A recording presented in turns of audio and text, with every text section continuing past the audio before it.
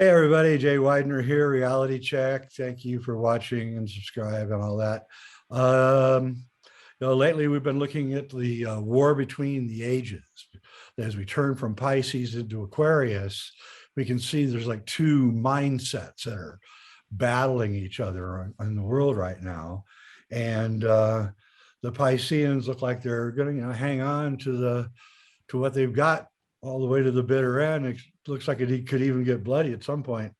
But anyway, I wanted to bring in Robert Phoenix because we bring him in every 3 months or so.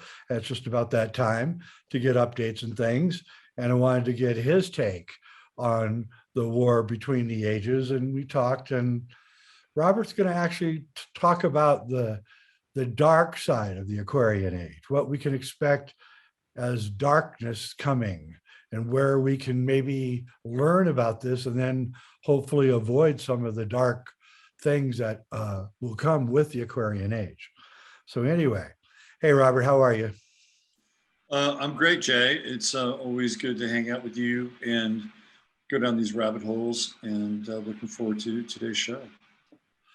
Yeah, I agree. And so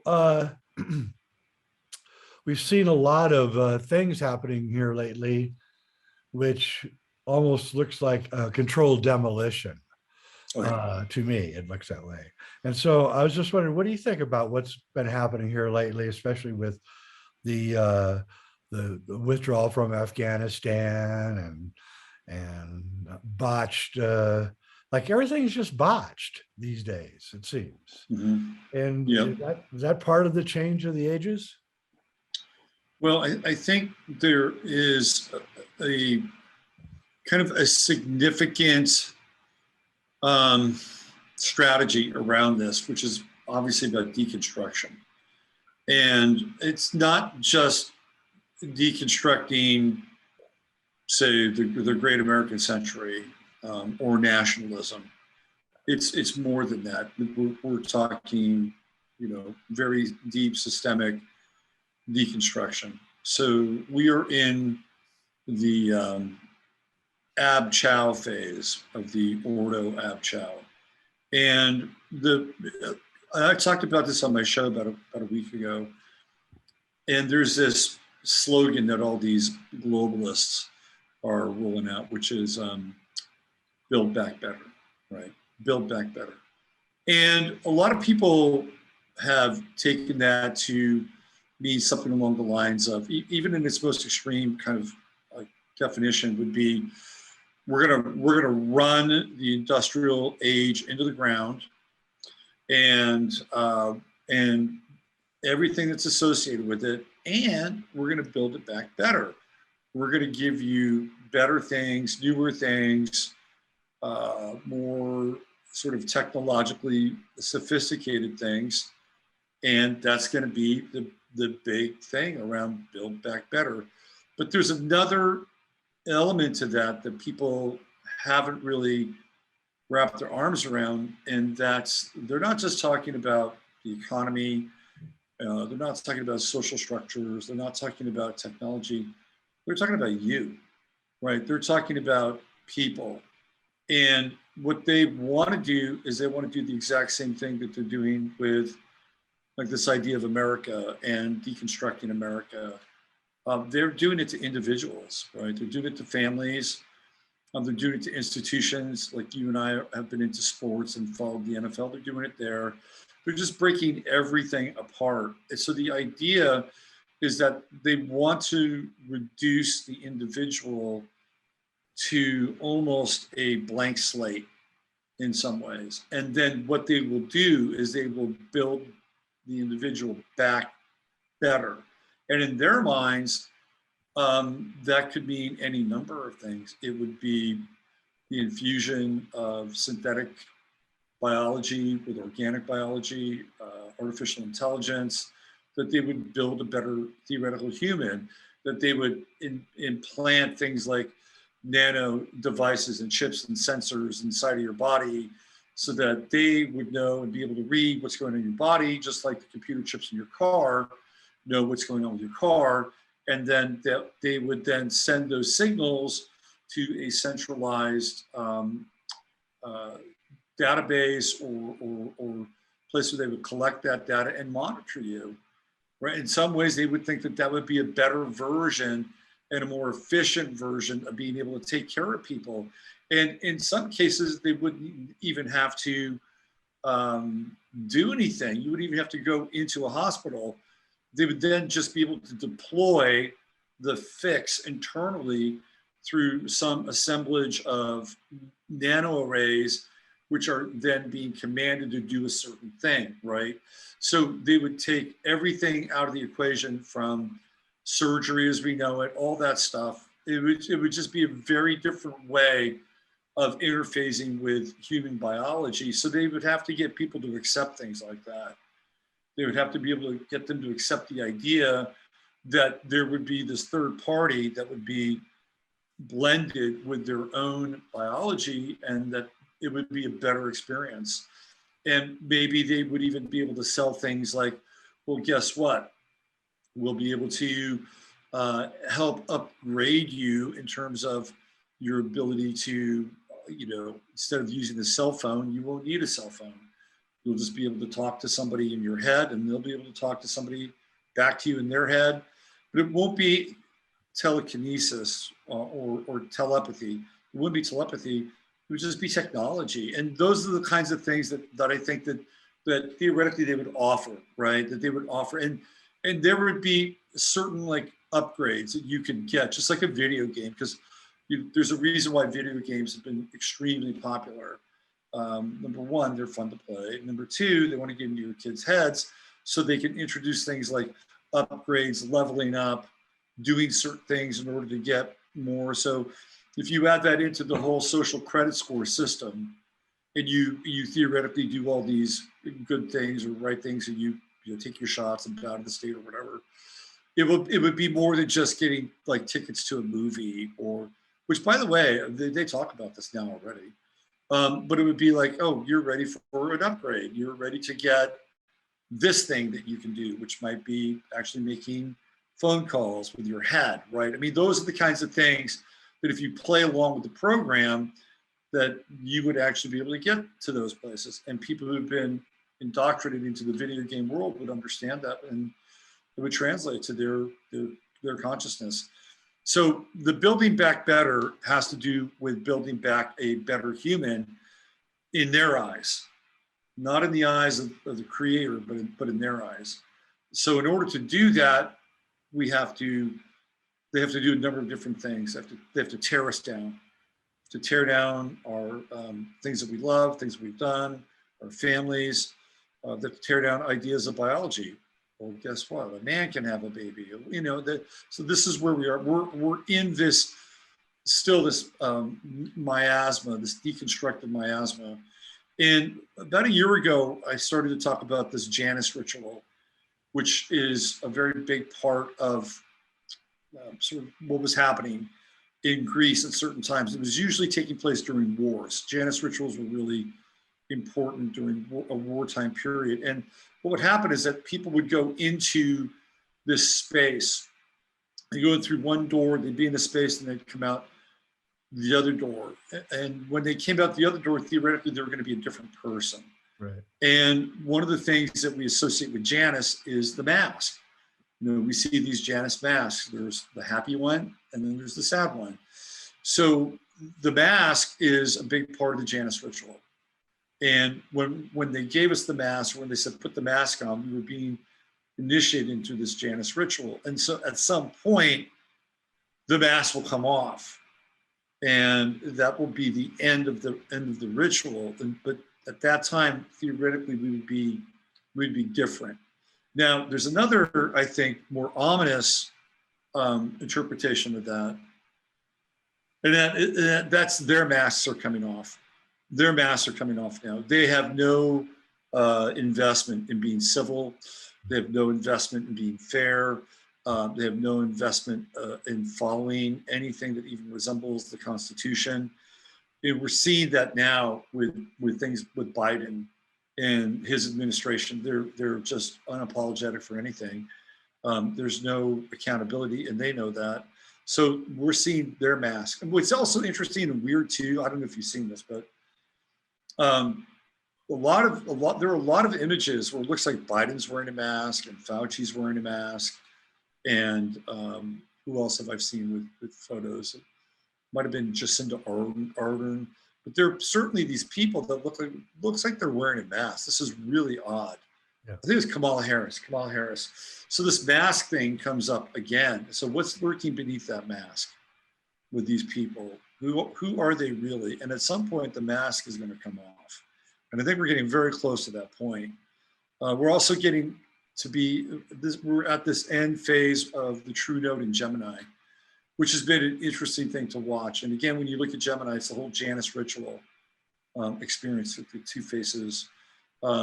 Gemini falls in the month of June, and Juno is also connected to this whole Janus experience. And January is sometimes a month that is also associated with Janus and the end of the ritual. So when we went into the whole COVID world, it was really around, there are two phases of it really. There's January of 2020, where everything really starts to accelerate very quickly. It's almost like the beginning of the ritual.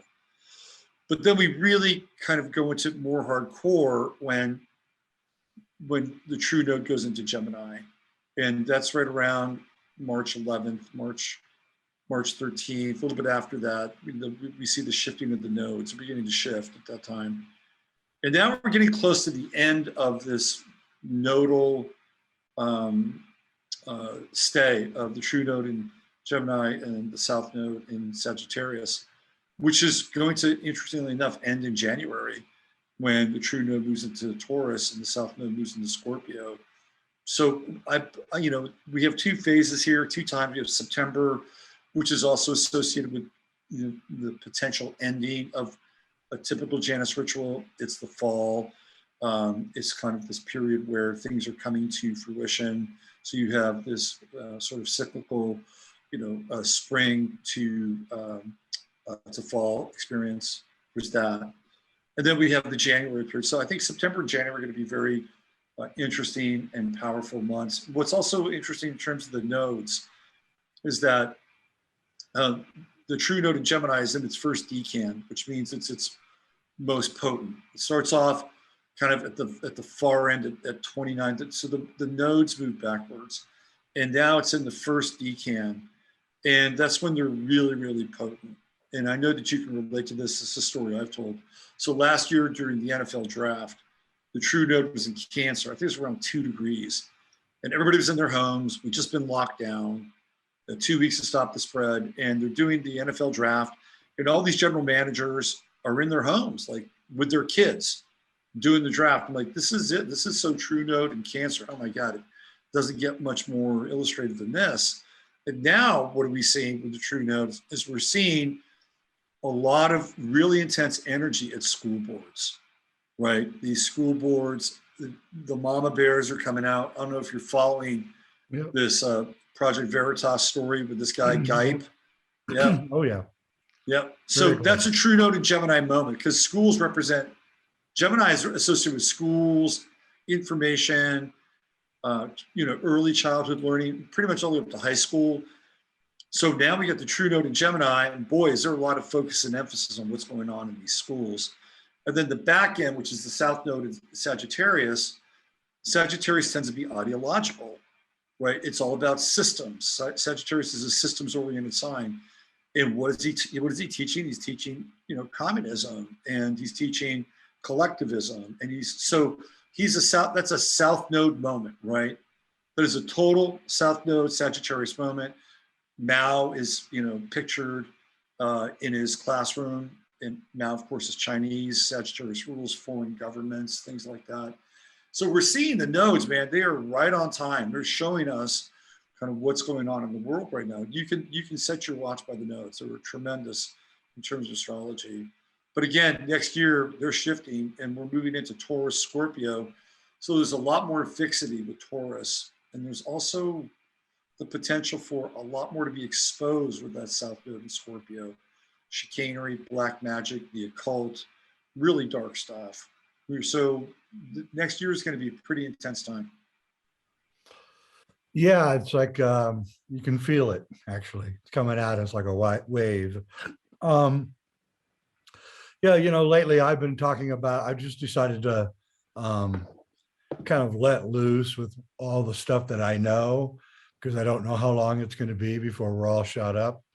And so I've been talking, for like 30 years, I've been investigating um, off planet in the solar system ruins and structures and uh, a civilization that's out there, and it's on every planet.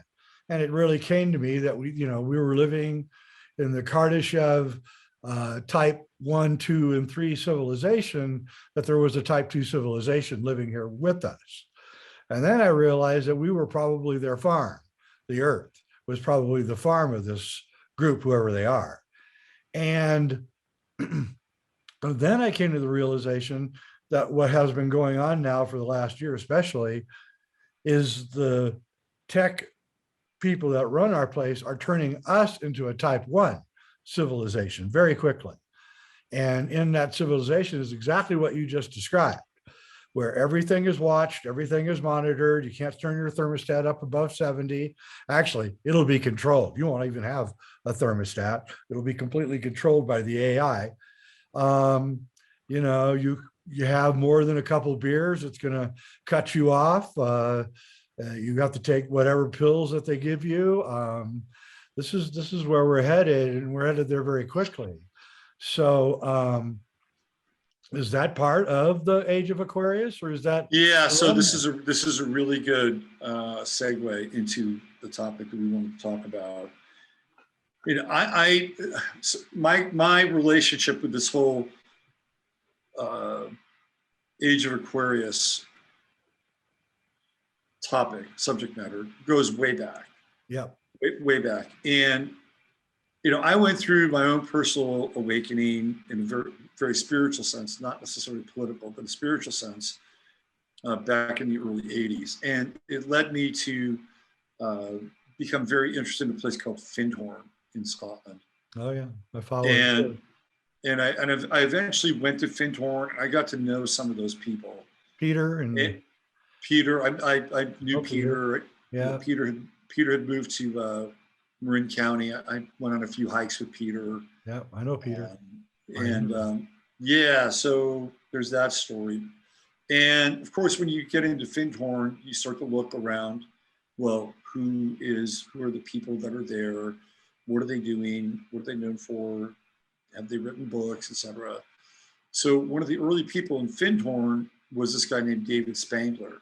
Yep. And David Spangler had written a book about the New Age. He'd written a book about the New Age. I have it somewhere. And I actually met David Spangler. I have too. And I found him to be a very unusual guy. Yeah. Not necessarily, I wouldn't say that evil was dripping off of him, right? Like he had a wife, he had a kid. At that time when I knew him, I just met him. I spent a week at a place, and he was staying there and doing some teaching. And he was really into computers. He was, this was like the 80s or 84, so computers were still fairly nascent at that point on a personal level. But he wrote this book about the New Age. And one of the things that he writes about in this book is that in order for the New Age to occur, that people would have to become familiar and comfortable with Lucifer. Right. And it's a very triggering kind of statement.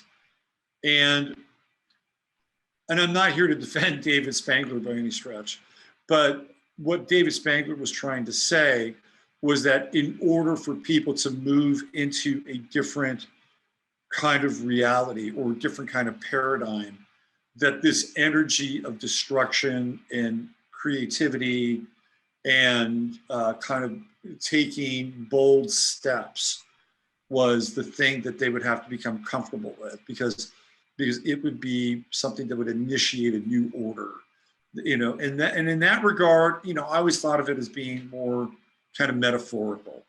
right? Like Spangler's talking in metaphorical terms and not necessarily in literal terms. But as the years have gone on, I'm tending to see that maybe more as a more literal sense, actually, on his behalf or his part. So, but this was a world that I was really, very interested in at that time. I was young and had a lot of, idealistic visions of a world we could all live together and peace and harmony at a higher vibratory. And I still believe those things, by the way. I don't think that those things are not true. But what I saw begin to happen kind of in that world, basically going from the early 80s, where a lot of the new age material, because you know this, right? If you go back into, say, the 1970s, and you would go to a bookstore and you would look at books in the metaphysical section, a lot of those books were really odd, very occulty, and there were always like certain books you would find, Dion Fortune books, or you might find T. Lobsang Ramtha books. I mean, there was a very limited kind of press at that time. And then in the 80s, it really explodes. Yep. Like the whole kind of, new thought movement, metaphysics, it all like completely explodes. And some of it was kind of interesting. And there were interesting concepts, interesting things to look at about the future, the things like, even something like Bruce Lipton, the biology belief, comes out of that world. Yep. Those are really interesting things in my opinion. And then there's some other things that are very uninteresting. And you could see or I could see where, this is during the 90s now, we're moving into the 90s. And I could see where this kind of potential is being hijacked. And it's being hijacked by a group of people who have a very different idea about what it means to live in, quote unquote, the Aquarian age. And that's when I started to get very suspicious of what I'd call a lot of like new thought leaders. And then I began to see really what was happening, that we were really just beginning to corral people, right? They were beginning to corral their energy. They were beginning to corral their faith, their optimism, their naivete. And out of that period, believe it or not, out of that period, out of that kind of 90s morphine where people like Oprah Winfrey get involved and Deepak Chopra get involved, a lot of these, Barbara Marx Hubbard gets involved. I think a lot of the political correct theology that we're being lambasted with actually comes out of that period. Well, it does. And it's all about kind of, this, one world. It's kind of rainbow sort of consciousness and rainbow oriented. It's theoretically goddess based. The new age got hijacked by the leftists.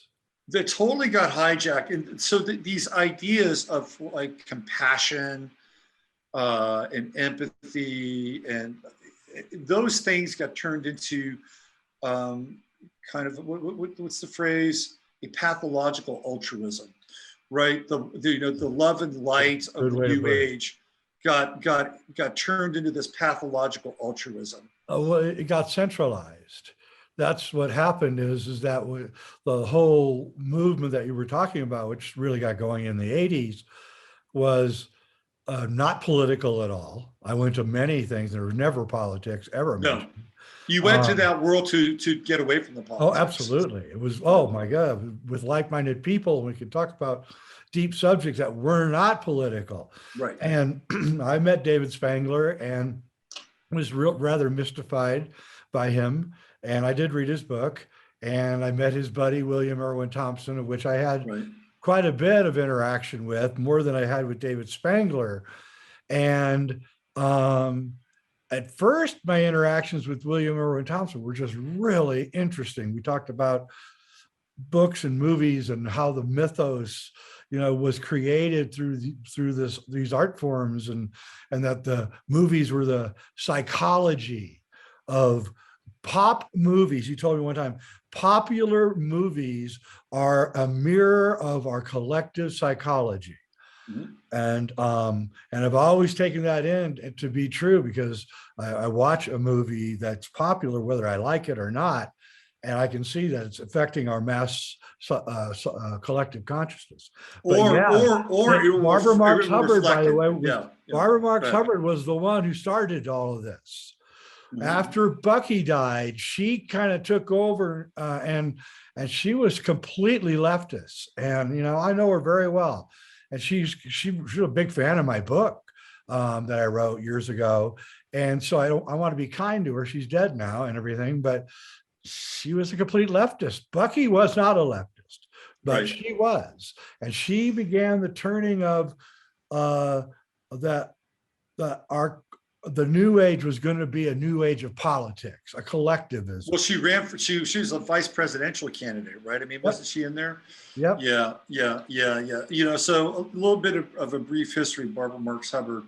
Her father was Louis Marx, who was the founder and creator of Marx Toys, which was a very popular toy company in the 1950s, 60s, and into the 70s.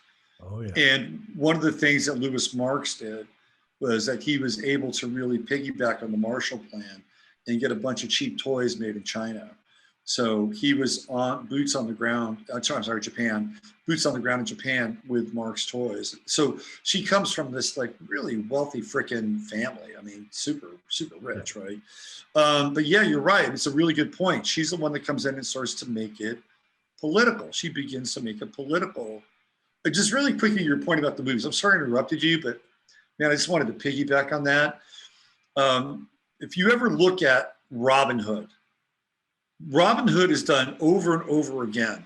And every Robin Hood is indicative of what's happening during the times that Robin Hood is created, right? From the Errol Flynn version to like when you get to the version with Kevin Costner, all of a sudden Morgan Freeman comes in. Well, oh, hey, look, there's a black guy in Robin Hood. Well, what does that mean, right? So now we have this introduction of this new kind of social wrinkle with Robin Hood. If you want, it's a fascinating journey through how we view how Robin Hood reflects where we are in our times. Yeah. So, but yeah, I mean, getting back to this whole thing. So the left, the current left, has taken a lot of these new age ideas,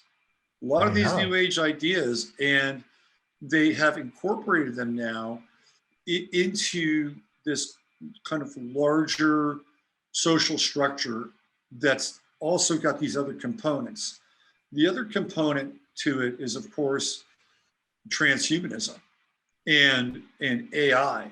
And this is something that really grabbed my attention a long time ago. This was probably, I don't know, maybe mid 90s. I started to kind of see this. So by the time, I got around and I did the show at Gaia, I was already tracking the whole transhuman relationship with the new age. And what's also interesting, I love to look at like people and their signs. It's very indicative of, really where they're coming from and what they're promoting. So Ray Kurzweil, who is the father of the singularity, and which is also another hijacking, by the way, in my opinion. But Ray Kurzweil is, guess what? He's an Aquarian, right? So he is going to be the father of this kind of simulacra of the Aquarian age, where artificial intelligence is going to supersede human intelligence, and then it's going to be introduced, and everything is going to be better for the rest of us, right? So this is a really important thing to understand, because the bridge to transhumanism is transgenderism. So when we get into, and again, what happens when we get into transgenderism? Well, we look at transgenderism, or theoretically, we're supposed to look at it from a place of being non-judgmental, right? We're going to be accepting of this. We're going to be non-judgmental. And this is, again, kind of part of this ideology and politics of the new age, right? It's going to be warm, it's going to be fuzzy, it's going to be love and light. And, we're going to go down to the Unitarian church down the street, and we're going to have a transgender robot, minister, right? Okay, yeah, because I lived all through this, and I almost co-currently with you, actually, even though I didn't know you, but I did all the same things that you did. I went to all the same meetings, and I met, the Findhorn people, and I watched, and I realized at one point that there was actually, this was in the 80s, there was actually an underlying right-wing element underneath the New Age, from Madame Blavatsky onwards. And it wasn't real prevalent, but if you got down deep, you'd find out that they were actually very conservative. Most of the people were. And even though they dressed like flower children and everything, but they really weren't that politically leftist. But then I think the left recognized that this was a dangerous thing if they didn't get involved, that this had the potential to actually overrun the culture, because it was that powerful of a message at the time. And it got watered down and it got destroyed. And to the point where people assumed if you were in the New Age that you were leftists. That it was just an assumption, and it isn't true. But that's what was going on. And now the political correctness has taken it up. You can't even hardly talk about a lot of the subjects that we used to talk about. No, you can't. And I think one of the things that happened, and I remember really seeing this in the 90s. And I would go to like parties in Marin and, hang out with some, sort of Marin New Agey people. And I began to see this like elevation of women inside of that culture. Yep. And women began to take on this very kind of dramatic, kind of mythical sort of persona, right? Like they were having their own version of Stevie Nicks or whatever, right? And a lot of them, thought that they had some kind of incredible spiritual gift to give to the world. And I saw a lot of women like this in Marin, and most of them were just really, average narcissists. They're average, but they were very narcissistic and believed. Yeah, they had money, and they had a bunch of friends around them that told them how special they were. So they thought that they were special. And so this is an important kind of, trope that's introduced into the moment, because now this idea of the woman is being elevated. And I'm not saying that women can't be elevated, right? But it was almost as if you have Oprah coming in. This is an important point now. Oprah comes in and basically gets into middle America, and she's going to turn these middle American women into every woman that I've met in Marin County who fits that description. And now we have this uber feminization of the culture. And it's all based on I'm special, I'm unique, I have superpowers, I can channel, I can do all these things. I'm going to change my name to something, right? And now we're going to have a whole society of these women who are like that. And that idea has become predominant, right? It is now so predominant that if you're not running into a mayor or a governor, or mostly mayors, sometimes governors, or even heads of state now that theoretically are women, right? I mean, it's very difficult to not see that. Like, they're everywhere. So it's this movement of sort of mythologizing the goddess. It's like the mythologizing of the goddess. And that's a very New Age idea.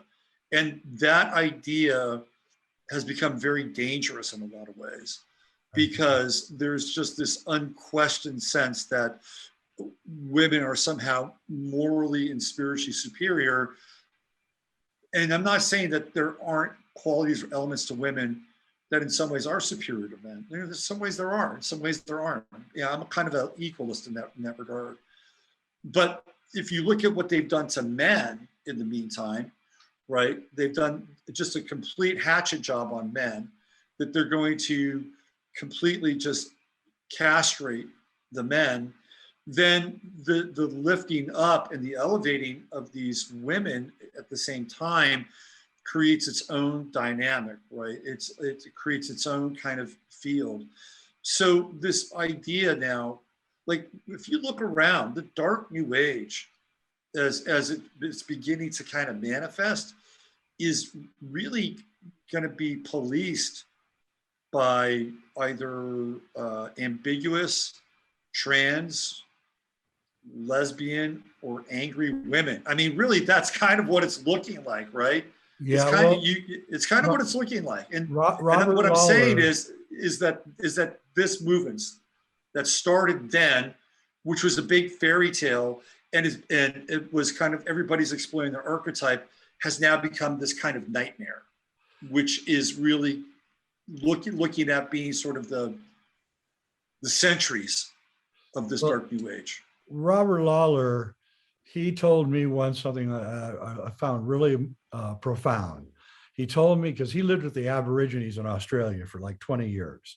Robert Mueller, is that what you said? Robert Lawler. He wrote a book called Lawler, Voices of the First Day and Sacred Geometry. He was the guy that really brought sacred geometry to the world in back 1960s.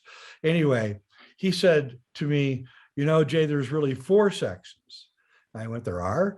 He said, yeah, there's the man and the man, the woman and the woman, then there's the man and the woman, and the woman and the man. And I said, well, that's very interesting. They should probably teach that in school. It clears up a lot of things, right? And he said, and here's another thing you should know. The golden age is ruled by the woman within the woman. The silver age, the silver age yuga, is ruled by the man within the man. This is when pharaohs and things began coming in. He said the copper bronze age is ruled by the woman within the man. And this is when the priest class came into power. And they actually killed all of the emperors and the pharaohs and took over everything. And they, you know, they wear dresses and they're very feminine, right? And he said, and each age, of course, is a lot shorter than the previous age. So the age of the women running everything was like this long age, and when men running things, long age. But now we're getting in, the yugas are getting shorter and shorter. He said the Kali Yuga will be run by the men, inside the women. And he told me 30 years ago, and I've watched it unfold. Yeah. And that's what our leaders are now. They're all men inside the women. They look like women. In more ways than one, I'm sure they are. Yeah. Yeah, well, yeah, especially the New Zealand one. Yeah, we don't want to get into that one. So we're looking at this as like the kind of the ideological or the spiritual kind of glue for the dark new age. In my estimation, it's sort of this hyper archetypal goddess kind of movement from the 90s, new age movement from the 90s, windowed down into where we are now without a lot of the glamour. And you know that a lot of those women theoretically have supported very liberal causes. Well, they have, and also they have this remarkably uncompassionate personas. It's one of the strangest things I've ever seen. I mean, I love women. I have a lot of women around me, and you know, when I get hurt, they help me and all that, right? But these women don't seem like that. The leader in Australia and New Zealand, and they're cold and absolutely not compassionate. And we've been kind of sold this bill of goods that women are the compassionate gender, that men are the fighting, violent gender. And I'm actually getting twisted around now to where I think that might not be true. They would seem that because women have children, that they would have an innate ability to be more compassionate. So that I think that's a key factor when they have children. Yeah. And there are going to be women that listen to this program that don't have children. And just because you don't have a child, that doesn't mean you're not compassionate. I'm not saying it's a precursor to compassion. It's just a different buy-in. Like when you have kids, it's just a different buy-in. Oh, And definitely. so we're setting the stage, right? The other thing too is that you have to have kind of an organizing principle for what we call the dark new age, and that's clearly climate change and the climate crisis. It gets people to think about, the future of the planet, and there's the feel good, and there is a really important document that was created at Stanford Research Institute called Changing Images of Man. And it was the guy, what's his name? I always forget his name, I space out his name. He was one of the founders of IONS. It's Edgar not Mitchell? No, it's not Edgar Mitchell. Let me just do this real fast. I always space out his name and I always remember it. Hold on. This is a really, really important book, by the way. It's not really a book. I'm going to show this to people, and it's a really, really. I guess they did eventually turn it into a book. I'll show this to you because for a while it was.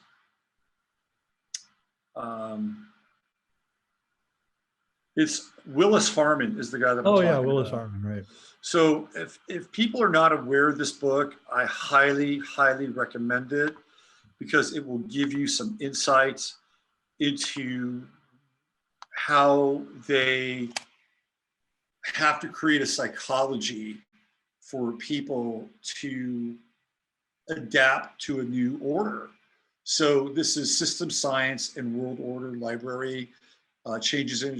So this was created out of Stanford Research Institute, and you can see Joseph Campbell is the editor of this. Oh.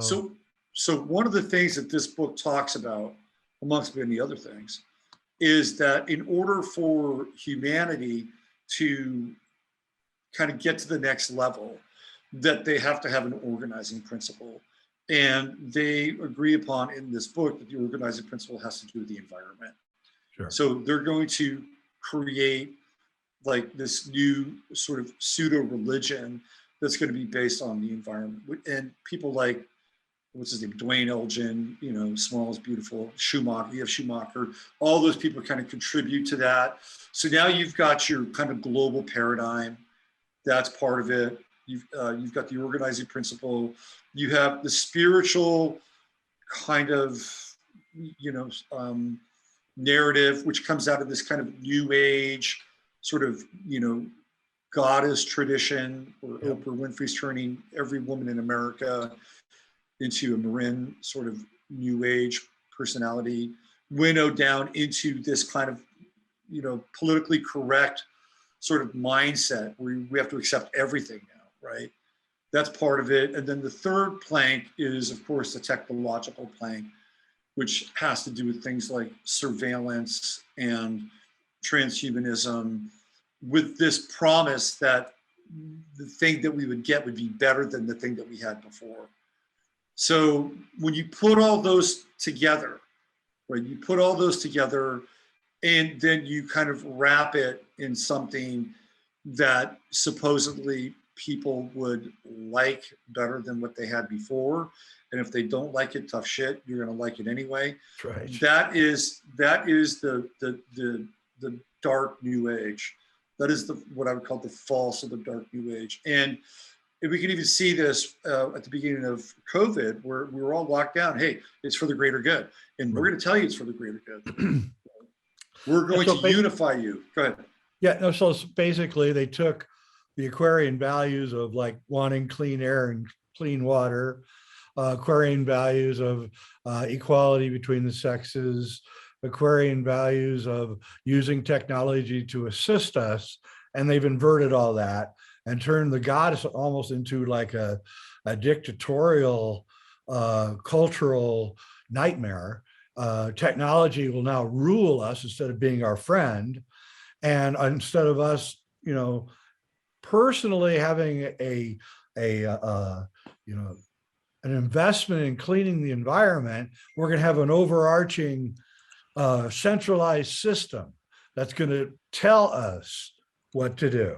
So all the Aquarian values are being inverted. The real question is, are they being inverted by the Pisceans, the people who are still back in the Piscean age? And so they see cool stuff, right, that the Aquarians are doing, right? And then they kind of ride and piggyback, like Steve Jobs did, right, with Apple. Apple's a really cool Aquarian idea, right? But it's been, hijacked, right? Well, so this is a really good question. And there's been this very timely letter that has been released by this guy, Vigano, Archbishop Carlo Maria Vigano. You know who he is? Yep. So he just released this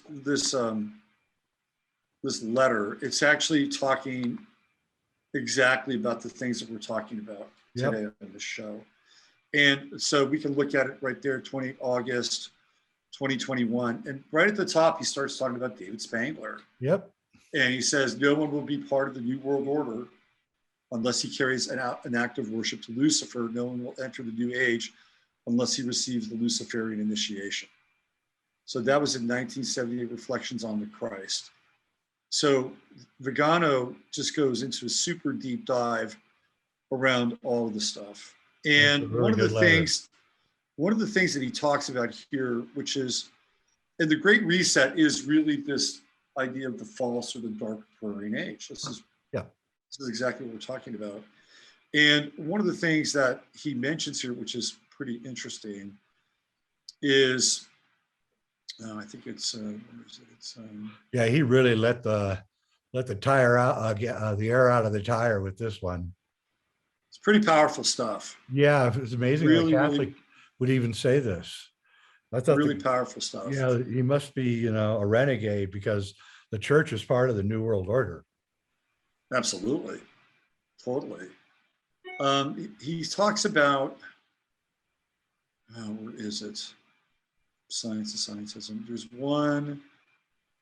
He really gets into it. He talks about. It was a shocking letter. Where is it here? It should be.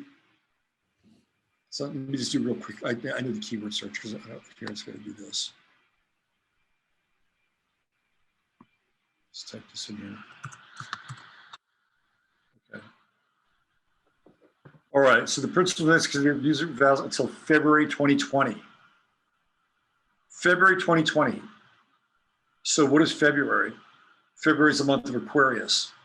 Yeah. Have given way to improvisation to the point of being advised to vaccinate at the height of the pandemic. So isn't that interesting, right? That principles in medicine considered universally valid until February 2020. It's like, okay, boom, Andy. Now we're going to initiate something new. Now there's another February reference here, which is also, so on February 17th, 1950, this is how far back this thing goes. February 17th, February, of course, month of Aquarius. Testifying before the United States Senate, the well-known banker James Warburg of the Warburg family said, we will have a world government whether you like it or not. The only question that arises whether this world government will be established by consensus or by force. 4 years later, the Bilderberg Group was born, which is counted among its members characters such as Italian businessman Gianni Agnelli, Henry Kissinger, Mario Monti, the current Italian Prime Minister, Mario Draghi. But so these February dates are important because, again, it gives us this context around this idea of Aquarius. So to your point, I think what they were doing is that they were anticipating where all of this was going. And I remember one of the first interviews you and I had, you actually were talking about resets. And you were talking about how the earth goes through these periods where it just has to go through a rest period. And then the knowledge of the age is lost, and then it resets itself again. And I remember you talking about how there was a group that understood this and they were able to remove themselves so that they could come back and take advantage of having knowledge where other people were kind of Right. walking around like the chessboard had just been reset. Yeah. So if you go back and look at what they're talking about, they're kind of understanding where all this is going. They understand that at some point in time that there will be this convergence, but it's like, but we're going to control it. We're going to manage it. Yeah. And it's going to be on our terms. And because we know it's going to happen. We know it's going to happen. And just look at those 2 dates. He testifies on February 17th. And in February, Vigano says, there was one medicine before, now there's a new medicine after that, which is true. So I think that they were on it. They knew where it was going, and they wanted to herd people into this this new reality or this new paradigm. And one of the things I have been talking about a little bit is, potentially how they could actually switch this up. They could switch the game up if they wanted to. And I think we might even talk about it in my show, but where these people like Fauci and Gates, and that they could become sort of Nuremberg 2.0 and then out them and sacrifice them. And then instead of having this hardcore, thumb on your neck kind of technocratic tyranny, they would come out with a much softer version. Yeah. And it would give people like a sense that, oh, we've stepped into this golden age, med beds and all these other things that people are talking about. But then somewhere down the line, maybe 2 years down the line, all of a sudden the screws would tighten and there would be way more centralization than ever before. And that's possible, right? That's another version, because they could give people kind of a false light version of this thing. But what's interesting for me, at least, my understanding of the Aquarian age, for me personally, is that it's resonant with individuals, right? A lot of people think the Aquarian age is about groups. And yeah, it is about groups. It is about societies, but it starts with the individual. So if the individual understands who they are, and the individual is sovereign, and the individual is clear, and the individual has a relationship with the divine, if you want to call it Jesus Christ, Lord and Savior, or God, or whatever, you got to have that connection. You need that spiritual foundation. And you bring that to the table, and you bring a bunch of other people like that to the table, and all of a sudden it gets really interesting, right? Because now you've got individuals who are willing, who know they're authentic, they work with other individuals, and they create something greater than the sum of its parts. And all the great teams that we've witnessed in sports, really great teams, are really Aquarian. Like for me, the early 70s Oakland A's they're like that. They're all rebellious, they all have nicknames, they're all individuals, but they won 3 World Series in a row, right? I mean, they didn't always get along, but they supported each other. And I think Charlie Finley, the owner, might have even been an Aquarian. So this is the idea, right? In that theoretically, it self-organizes itself. Like, it's organic. It doesn't need to be corralled. It doesn't need to be sloganeered or astroturfed. And I think that's the true Aquarian age. And that's what I've been talking about for a while. But what happens is we get these movements and these groups and these spokespeople, and they get in the way, right? They get in the way and they hijack it. Q was kind of like that. Yeah. Q was an Aquarian kind of movement. It was. You had these people. It's a perfect example of it. Yeah. In fact, it was pamphleting, like in the Revolutionary War times. It was spreading out information that nobody knew about. I mean, you and I knew about it, but most people didn't. And, it was clearly not coming from someone deep in the military intelligence, because anyone can get that information. I already knew about it, but it was still getting broadcast out there in a really good way. That it got hijacked, because all of our Aquarian, the good Aquarian ideas seem to be getting hijacked. They seem to be, although I've been following this guy, Kevin Paffrath, in California. So he's interesting, okay? He's in the race against Newsom. And he's actually they've been taking these polls. He's actually been the leader in these polls.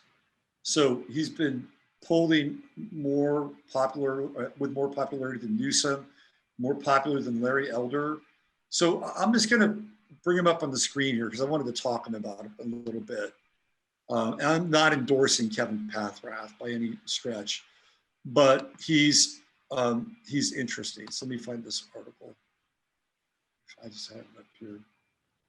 By the way, what you were talking about with women, right? Women. So if you go back and you look at like this idea of a certain archetype of women, it'd be like Lakshmi, right. You know, very, you know, fertile and abundant. And what we have now is we have Kali Ma, right? So we have Kali Ma instead of Lakshmi. Right. Yeah. We have Kali Ma with a pearl necklace. All right. So here's this guy, Kevin Paffrath. He's pretty interesting. He's got crazy ideas. So a water pipeline to the Mississippi River, Democrat stirs up recall debate with unusual ideas. This is a guy that's running for, he's 29 years old. He's made a lot of money in real estate. He's very popular on YouTube. He's got a big YouTube following. And he's in the race, right? There was an unusual twist at Wednesday's gubernatorial recall debate in Sacramento. A Democrat participated for the first time. And that Democrat, 29-year-old millionaire Ventura County real estate investor Kevin Paffrath, jump-started the hour-long debate with some unusual ideas. Paffrath, who has never held elective office, proposed to solve California's water shortages by building a pipeline to the Mississippi River. He assured viewers that he had every plan to remove every homeless person from the streets within 60 days, and several times described himself without much elaboration as a JFK Democrat. Perhaps because, like the tax-cutting President John Kennedy, Paffrath proposed eliminating state income tax for anyone making less than $250,000 a year. So he's an interesting guy, right? But I will tell you that it's a lot easier to just take water from the Cascade River at the mouth of. He may learn that, right? He may learn that. A lot closer. But what's interesting about Paffrath is he's an Aquarian. Yeah. He's an Aquarian. He's got outsider ideas. No, I like him. I didn't know about him. Yeah, he disses AOC. He's a Democrat. He disses AOC. And then he's very funny too. And his wife said, do you think you can beat Larry Elder? And he said, well, I don't want to be accused of elder abuse. And so he's very funny. He's a funny guy, and he's an Aquarian. And what's he doing with the water, right? Aquarius is a water bearer. Right. So he wants to bring water to this. So this is this idea of this other version of the Aquarian age, right? Starting to pop through. Oh, isn't this interesting? This guy is like, he's off script. He's totally off script. 29 years old. He just went through his Saturn return. And so these things are interesting. No, they are. I love the stories of these young people that are super successful, despite all the odds that are against them right now. So I love that. And I hope he wins. You know, I don't know. Larry Elder seems like a cool guy, but I like this guy. He's thinking the right way. California needs to go and get some water. They need it really bad. And I've actually been working. I know a guy that's been working on that problem for 30 years. And he said the politics is unbelievable. You know, he all he wanted to do was put a pipeline from the mouth of the Cascade River to Mount Shasta, to the big dam there. That's all he had to do. Not even that far. And he couldn't do it. No, it's impossible, right? So not going to happen. Yeah. So when we had Jupiter and Saturn conjunct in Aquarius, and we talked about this before, it was kind of like, okay, which model is going to win? Right. Is it going to be the Saturnian model, which is going to be all top down, super regulated? You're going to have. I met the Columbia River, by the way. you're going to have nothing and love it, right? Is it going to be that model? Or is it going to be the Jupiter and Aquarius model where it's much more expansive and more connected to people sort of arising at a particular time in a particular moment, especially in response to Saturn? And this is a 20-year cycle that we're engaged in now. So it's a very interesting time It to be is. alive, although hard. I mean, I know it's a hard time to be alive too. It is, and I don't think that they're going to win, but they might. And I think we have to resist. I say silently resist. Just resist it. It's not that hard, you know. You can do things that cause the machine to slow down. That's what we need right now. We're going too fast. We need to slow down everything. Agree. And Yeah. take a deep breath. Is this really where we want to go? You know, and that's what we need to do right now. And we're not doing it. And there's no way that we can go another 3.5 years with numbnuts in there. So I don't know what we're going to do about that problem. But, you know, we got a lot of very confusing and dangerous things going on right now. I totally agree. Yeah. All right, Robert, listen, thanks. I really appreciate it. Yeah. Really quick, I just want to follow up on the silent part. Like you said, silently. There's a video that's gone viral in Australia where people are protesting silently. Have you seen that? Yes, I have. Yeah. I mean, those cops didn't know what to do. No, they didn't. And there's also the movement in China where you just stay in bed all day. You don't go to work, you don't go to school, you just stay in bed all day. Yeah. You know, so that's the kind of thing that is going to start happening more and more, I think. Yeah. Just this kind of resistance. You know, we just have to. We can't let them... I just want, before we split, real quick, I just want to remind people that Jay is going to be at my event on October 14th, 15th, 16th, and 17th, along with his lovely wife and partner, Sharon Rose, here in Texas in the Hill Country. And Jay will be presenting some mind-boggling information, no doubt. And it's a 3-day event. And the information for that is on my website, robertphoenix.com. I'll put a link. And and there's plenty of space available. It's not just Jay. I'll be there. I'll be talking and presenting. Emily Moore would be there. We do some offsites. It's a great time of year to be in Texas. It's still warm, but it's not overly hot. It's a great time. So if you can make it, hope to see you there. Yep, I will be there. All right, everybody. Thank you, Robert Phoenix, for coming on and clarifying the dark side of the Aquarian age. Let's hope we can overcome that darkness. I'm Jay Weidner. This is Reality Check. I want to thank you all for watching, and I will be back very soon.